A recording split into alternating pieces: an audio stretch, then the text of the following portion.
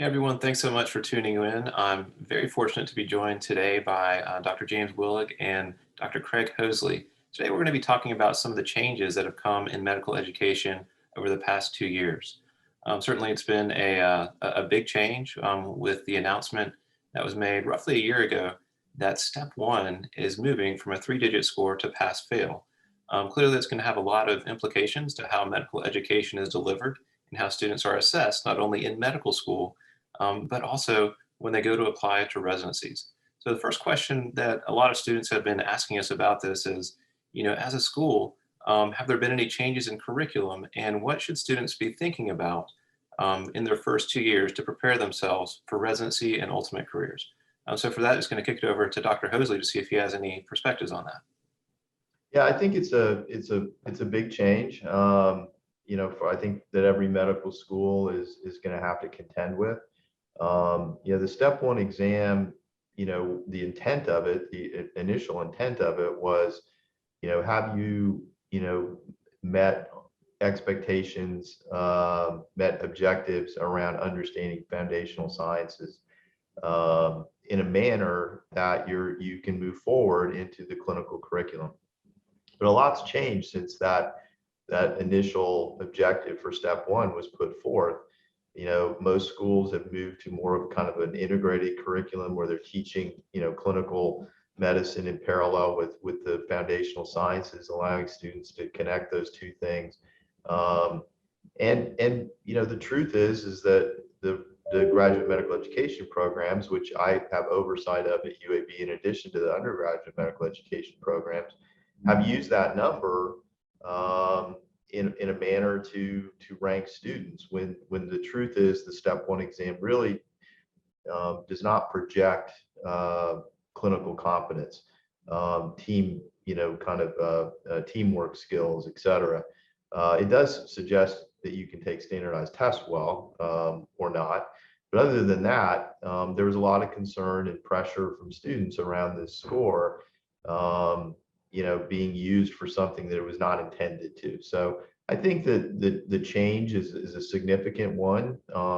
And after careful consideration, it went to pass fail.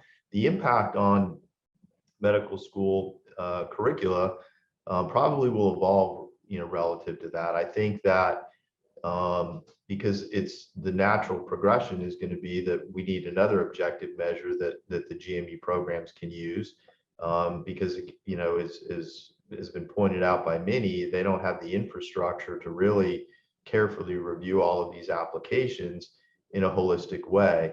That's a challenge, particularly for programs that are getting 4,000 or 5,000 applications. They just don't have the manpower infrastructure to do it. So they will be looking for things to stratify, and the next one up will be the step 2 CK exam.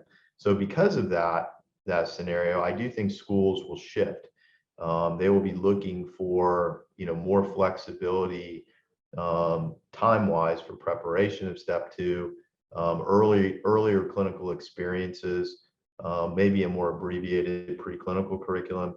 Those will all be things that medical schools will consider based on the step 1 pass-fail. That's very interesting. And one note that you mentioned was how previously residency programs have kind of established a bit of a relative rank of students based on step one score. Knowing that step two is going to be more important relatively, I understand that that's a test that's very clinically based and does require some time for preparation. So I'm going to ask Dr. Willig, any changes to our third-year curriculum and just kind of general strategies that we can suggest for our students as they kind of prepare for that test that's going to be extraordinarily important for their application. Thank you. Certainly, there is so much to learn in those last 2 years of medical school, beyond just what you will get from a textbook and a question bank. Things like your clinical skills, your clinical acumen, your clinical reasoning, teamwork, leadership. Certainly, your professional identity as a healthcare provider are things that are going to develop there. And one of the things that we worry about is that people will not concentrate on these aspects of their professional formation in deference to just worrying about sort of taking an exam. And I think it's important for us to keep in mind all of the things that develop in those second 2 years and how important they will be to how folks will use their license in the future and how they'll treat patients and sort of be able to provide great care. So we want to keep the emphasis on that, and we don't want to lose what the clerkships and those clinical rotations are great at providing. At the second time, we have to be very frank about the reality that the Step 2 CK score is probably going to have a microscope on it that it hasn't had before. So its importance will be magnified as the one data point that all applicants can share across the board on the same playing field. Thus, what we have done is through collaboration with sort of the entire medical school leadership, we've gone ahead and shifted the framework of the third year. So the third year will effectively end approximately 2 months before where it has ended in the past. And by doing this, what we are able to provide is first dedicated time to study for Step 2 CK for all our students. And that's going to be critical. I think that's going to allow our students to concentrate on all of the professional skills development that has to occur as we grow during our third year, but at the same time, meeting reality head on and creating time for them to refine and iterate on that knowledge so that they can have the best possible performance in Step 2 CK at the conclusion of that year.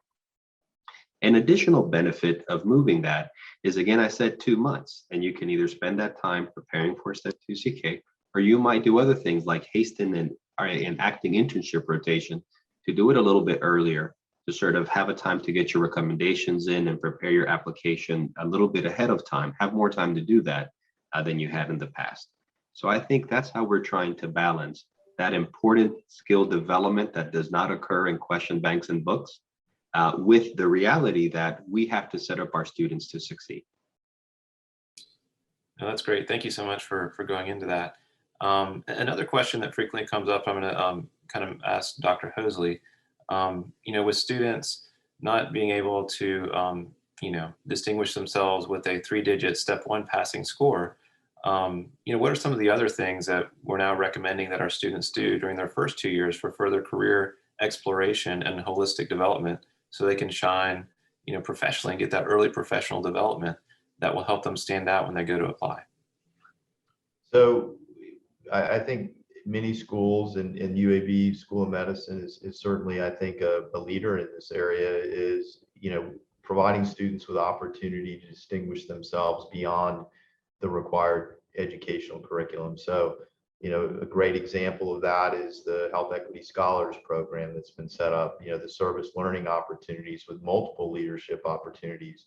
We have, many extramurally funded research opportunities that are mentored for students, in addition to their required scholarly activity, where students can, really distinguish themselves from a scholarly perspective through their research and maybe it's policy development, maybe it's curricular development that can be assessed. I think the opportunities that we are fortunate to have on this campus based on programs that we've developed, but also existing programs, certainly allows students to distinguish themselves from a service perspective, from a community engagement perspective, from a research perspective, with leadership opportunities along the way. So, we certainly encourage students to do that. It'll be interesting to see, will dual degree programs increase enrollment nationally? So, we are fortunate to have an MD MPH program, a renowned MSTP, which is an MD PhD program, as well as an MD MBA program. Will those opportunities have increased interest from students as a mechanism to distinguish themselves moving forward? I don't think we know the answer to that now, but I feel like we're well positioned if that were to be a trend moving forward for students, because we've had those opportunities and they're well-oiled machines at this point. Absolutely, I agree. Our students are in a tremendous position being at a place like UAB where we have such an infrastructure for research, extracurriculars, service, and professional development, because I agree that's going to be more and more important going forward.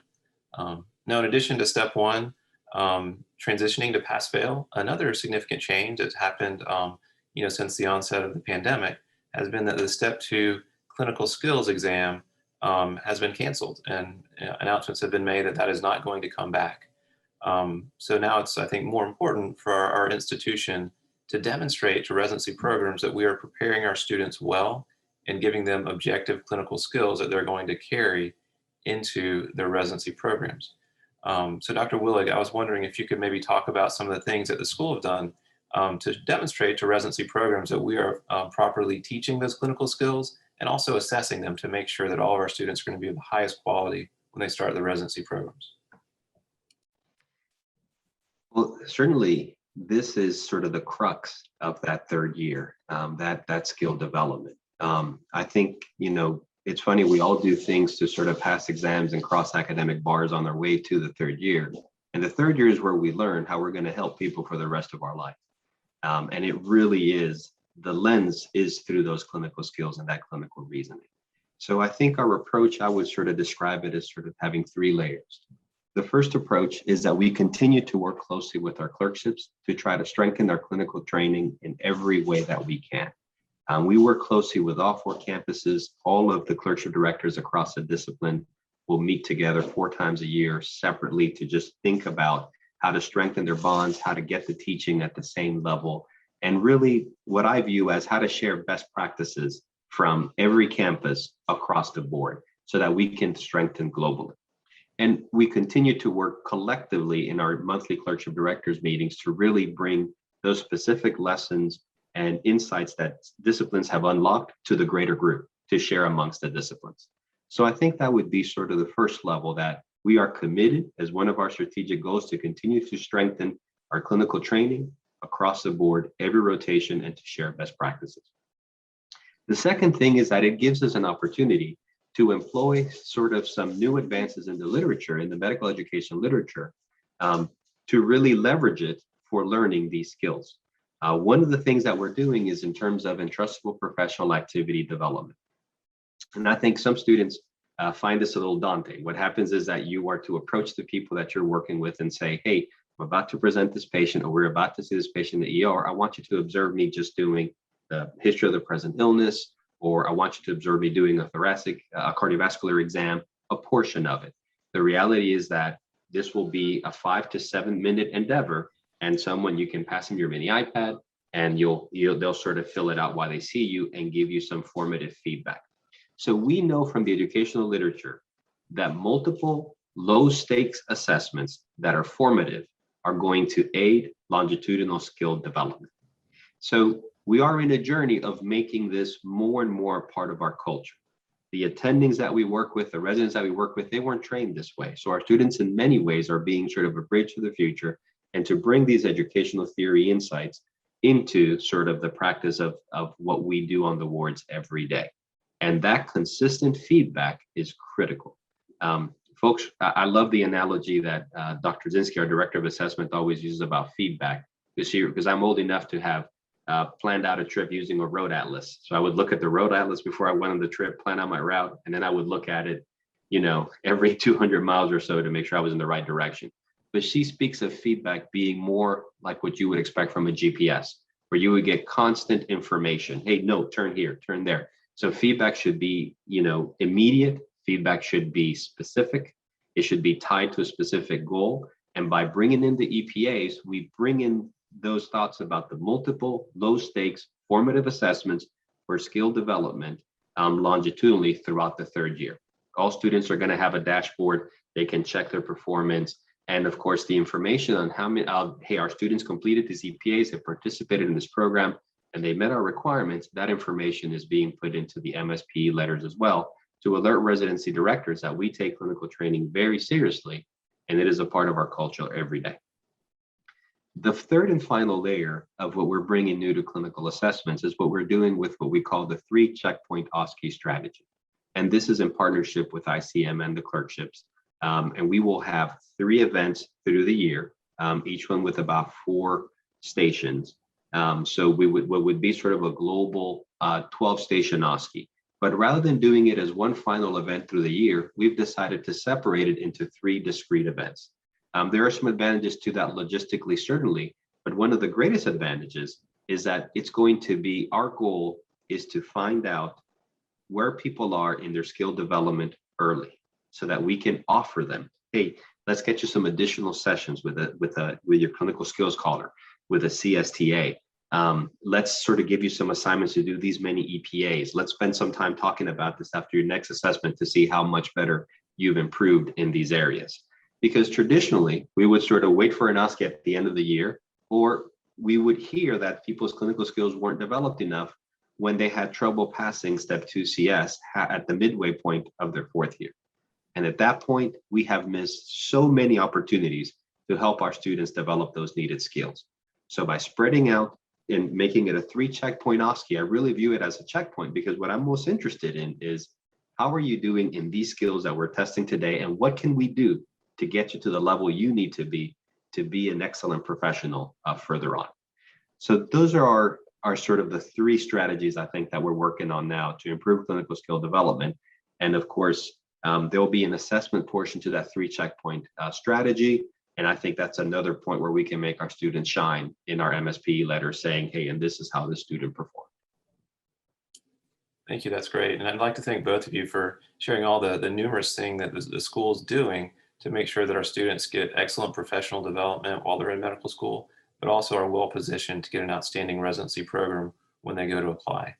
I know our students are going to have many other questions as well with this changing landscape, and would like to let you know that we're going to be fortunate to have a series of videos talking with different administrators and leaders in the School of Medicine in the coming months, talking about different topics that are going to be important to our students as we kind of go up for reaccreditation. So I'd like to thank everyone for tuning in, especially to Dr. Willig and Dr. Hoesley. Thanks for doing this. It's helpful.